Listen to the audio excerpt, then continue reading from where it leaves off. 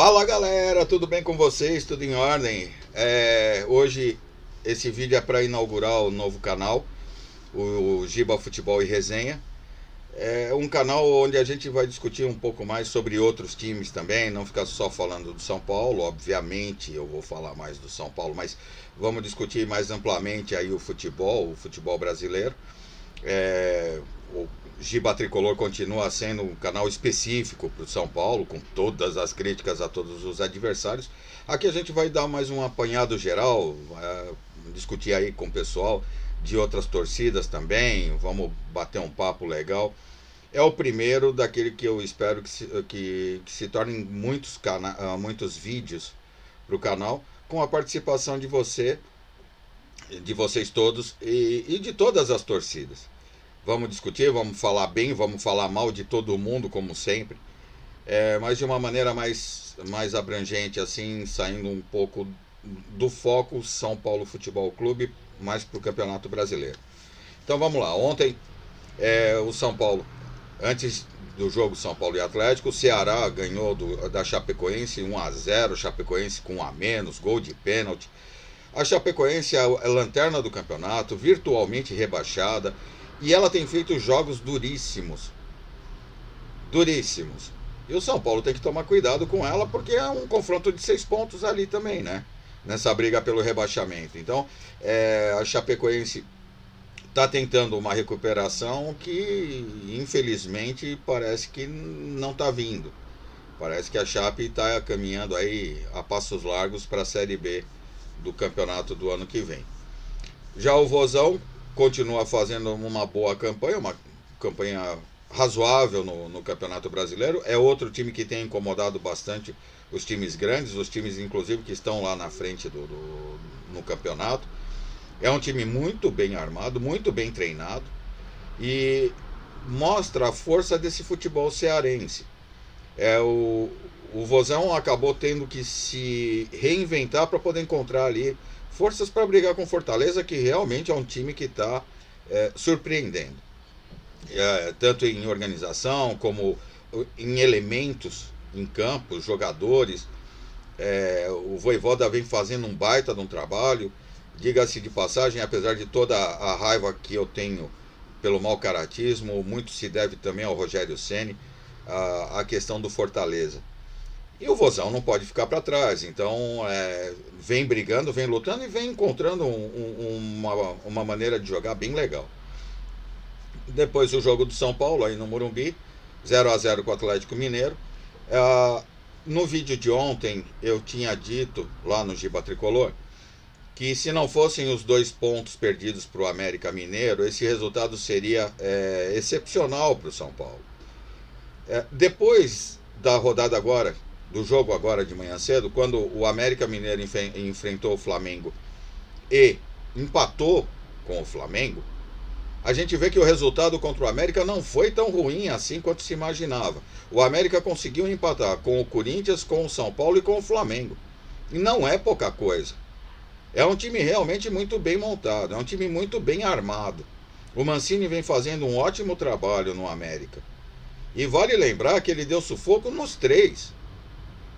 O Corinthians teve que correr atrás lá para conseguir o gol do empate. O São Paulo poucas chances teve. Tá certo que o São Paulo não jogou bem. E hoje contra o Flamengo ele conseguiu arrancar mais um empate. Contra o pessoal, teoricamente, mais forte. Então é um time que está se encontrando também nas mãos do Mancini. Também luta contra o rebaixamento. Mas vem fazendo um futebol bem bacana. Com esse resultado do Flamengo, o Atlético é que está vibrando. Porque com o empate de ontem, o Flamengo podia reduzir para 2 pontos essa diferença que tem para o Atlético. Com a diferença de jogos, tal, se o Flamengo ganhar hoje, o Flamengo poderia ficar só a 2 pontos do Atlético, vencendo as outras partidas que tem aí para se igualar ao número de jogos. Com esse empate, fica a 4 pontos. Com isso, o Atlético ganha uma gordura ainda mais na liderança do campeonato. Muita gente vai falar que o Flamengo jogou com reserva. Cara, Já jogou com reserva, com Bruno Henrique, com Mateuzinho, com o René, que tem jogado direto. É assim, essa história de jogar com reserva, ainda mais para o Flamengo, que eles tanto decantam aí, o elenco, não justifica. Mas enfim, o que importa é o seguinte: da mesma maneira que quando eles perderam a primeira vez para o São Paulo de goleada, falaram que estavam com time misto, e quando ganharam do São Paulo que jogou com time misto, aí não existe time misto do São Paulo, né? Aí ganharam do São Paulo. É o que eu acho. São Paulo goleou o Flamengo goleou o São Paulo, o América empata com o Flamengo, ele empata com o time. Problema do treinador quem ele coloca em campo. E é um baita resultado para o América. O Flamengo continua ali na disputa, continua buscando se aproximar ainda mais do Atlético. A derrota do Palmeiras foi um favor para o Atlético Mineiro. E, enfim, e se o Galo tivesse ganho ontem, então daí abriria muito mais vantagem, dificilmente perderia o título desse ano. Sorte nossa, esse ponto do São Paulo foi importante. Estamos em 12º, podemos cair algumas posições, porque hoje à tarde ainda tem alguns jogos da rodada, amanhã ainda tem jogo. Então só amanhã à noite a gente vai saber que posição real nós estamos ali. Mas continuamos em meio de tabela. E aquele negócio, 3 pontos para a zona de rebaixamento, 4, 5 pontos para o G8, e é meio de tabela. E o São Paulo agora vai ter dois jogos aí, ou 3 jogos, para conseguir se recuperar e subir na tabela de classificação. Hoje ainda joga o Santos também. O Santos, que está próximo ali ao São Paulo, está abaixo da tabela, mas está próximo ao São Paulo. O Santos precisando se reencontrar. Por incrível que pareça, desde que o Diniz saiu do Santos, o futebol do Santos simplesmente se arrefeceu, desapareceu. Ficou um time extremamente burocrático. Quase não finaliza gol nesses últimos jogos que eu pude acompanhar. E o Diniz está lá no Vasco fazendo as dele lá. Não consegue emplacar a vitória com o Vasco. Teve chance aí, teve 2 jogos para ganhar e empatou no final, enfim. Mas parece incrível a gente dizer isso, que o Diniz era um técnico diferenciado mesmo no Campeonato Brasileiro, mesmo no São Paulo. O São Paulo sentiu bastante, agora voltou a jogar mais ou menos, mas o Santos, a gente vê a nítida diferença de futebol praticado pelo Diniz e agora com o Carille. A gente tem que pensar por causa do Caleri, então, mas com o Carille. O Santos precisa se reorganizar mesmo. Parece que perdeu o poder ofensivo e é uma coisa que isso está no DNA do Santos. Um time mais avançado, um time que chega mais à frente. Não tem acontecido, tanto que o goleiro do Santos tem sido o melhor jogador nesses últimos jogos aí.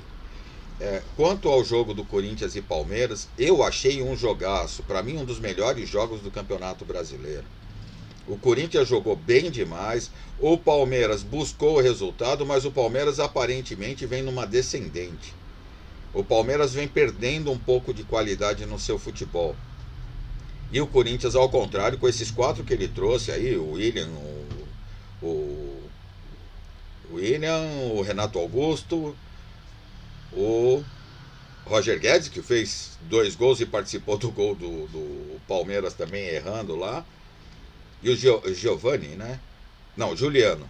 Esse Juliano é um baita de um jogador, cara. E o Roger Guedes também, mostrando força, vontade. E o time do Corinthians vai se acertando. Briga, um time que começou o campeonato brigando para não cair, segundo a imprensa, hoje briga para se classificar já para a fase de grupo da Libertadores. O Red Bull Bragantino também tem oscilado um pouco. Vamos esperar que o Massa Bruta aí encontre seu caminho de novo, porque é um bom time e justamente por ser um time que está crescendo. Ele está deixando de ser um time pequeno para passar a ser um time médio, já almejando coisas grandes. Tá certo que ele está muito focado ali na Sul-Americana. É a chance de um primeiro título internacional, logo depois da fusão. Seria um impacto muito grande para esse time. em termos de nome, em termos de importância, de relevância no cenário, desde que depois se mantenha. Eu torço muito, gosto muito do Bragantino, assim como eu queria ver mais times menores conseguindo esse tipo de promoção, esse tipo de engajamento, seja empresarial, seja da própria diretoria, da força da torcida. Vale lembrar a portuguesa que caiu para a Série D, por exemplo, e nem tem vaga garantida na Série D, vai ter que ganhar agora a Copa Paulista, né? A Copa São Paulo, a Copa Paulista mesmo. Tem que ser campeã para conseguir a vaga na Série D. A portuguesa que o São Paulo de alguma maneira está procurando ajudar através de assessoria e assinou com uma empresa de marketing e tal para remodelação lá do Canindé, fazer um negócio mais bacana ali e tal, modernizar um pouco o estádio, mais em termos visuais do que estruturais. Mas é uma pena ver a portuguesa caindo assim.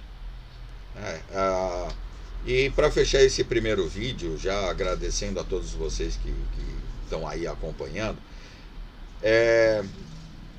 vai ter treta aí com esse negócio da assinatura da Record com o Campeonato Paulista, porque se for verdade aquilo que foi noticiado, os 4 grandes de São Paulo recebiam em torno de 30 milhões da Rede Globo para a transmissão do Campeonato Paulista e disseram que a assinatura com a Record vai trazer ainda mais dinheiro para os times paulistas, para os 4 grandes paulistas. Só que vale lembrar que a Record transmite o Carioca desde o ano passado, quando já tinha encerrado o contrato com a Globo, e a premiação, ou o que a Record paga para transmitir os jogos do Campeonato Paulista para os 4 grandes do Rio, é um valor muito inferior ao que paga para os times paulistas. A justificativa é meio que óbvia. Os 4 grandes de São Paulo são 4 grandes forças, tem muita torcida, tem muita audiência, principalmente no estado de São Paulo, Campeonato Paulista. São Paulo se conseguem patrocínios maiores, né? As grandes empresas estão localizadas em São Paulo, então o aporte financeiro em cima da Record é muito maior em São Paulo do que no Rio de Janeiro. E cá entre nós, se você pegar a audiência, por exemplo, de um Corinthians e Bragantino, ou de um Corinthians e Mirassol, ainda assim vai ser muito maior do que uma audiência de Flamengo contra Resende, Madureira e qualquer outro.